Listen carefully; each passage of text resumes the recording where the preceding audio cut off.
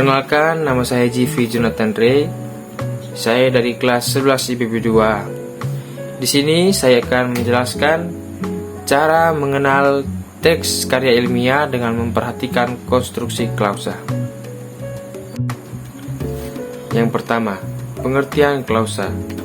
Klausa adalah satuan gramatikal yang memiliki tuturan di atas frasa dan di bawah kalimat berupa kelompok kata sekurang-kurangnya terdiri atas subjek dan predikat dan berpotensi untuk menjadi kalimat. Yang kedua, unsur inti klausa. Unsur inti klausa adalah subjek dan predikat. Berikut ini penjelasan mengenai unsur-unsur klausa. A. Predikat. Predikat adalah bagian klausa yang dikatakan oleh pembicaraan tentang subjek. Predikat harus mengandung unsur verbal. Dalam menentukan predikat pada suatu kalimat dapat menggunakan pertanyaan bagaimana, mengapa, di mana, dari mana, bila mana, berapa, dan apa. Contohnya, Amira sedang membaca. B. Subjek. Subjek adalah bagian klausa berwujud nominal atau frasa yang menandai apa yang dikatakan oleh pembicara. Dalam suatu kalimat, untuk mencari subjek dapat digunakan kata tanya apa dan siapa. Contohnya, Lina membaca buku di perpustakaan. C. Subobjek. Objek adalah nominal atau kelompok yang melengkapi verba. Verba tertentu dalam klausa menentukan objek pada suatu kalimat dapat menggunakan kata tanya apa dan siapa. Contohnya, orang itu memberikan meja dan kursi. D. Pelengkap. Pelengkap berwujud kata atau frasa nominal, frasa verbal, dan frasa adjektiva. Contohnya, dia selalu berbuat kebijakan. Dan yang ketiga, jenis-jenis klausa. A. Klausa utama.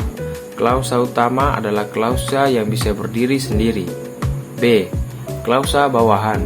Klausa bawahan adalah klausa yang belum lengkap isinya sehingga klausa itu tidak dapat berdiri sendiri. Contohnya, Paman mencuci mobil di halaman dan membersihkan kolam hias. C. Klausa berdasarkan struktur. Ada dua klausa yang berdasarkan struktur. Yang pertama, klausa bebas, dan yang kedua, klausa terikat.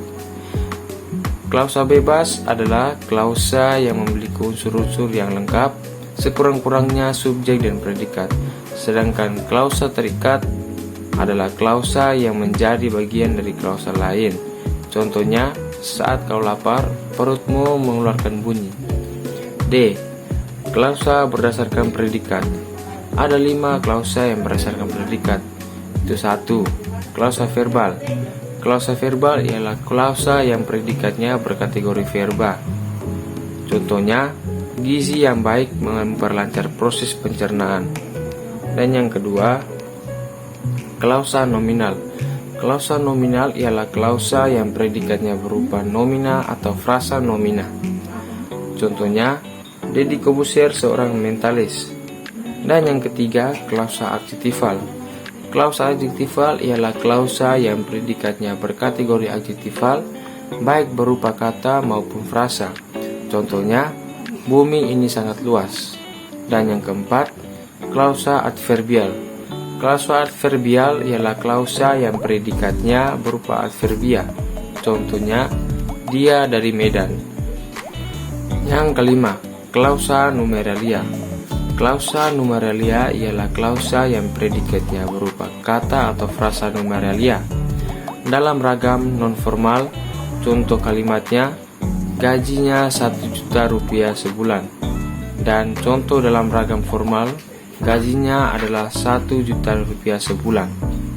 Ya, begitulah cara mengenal teks karya ilmiah dengan memperhatikan konstruksi klausa. Ya, mungkin sekian dari saya. Terima kasih. Bye-bye. I used to think that I wasn't fine enough.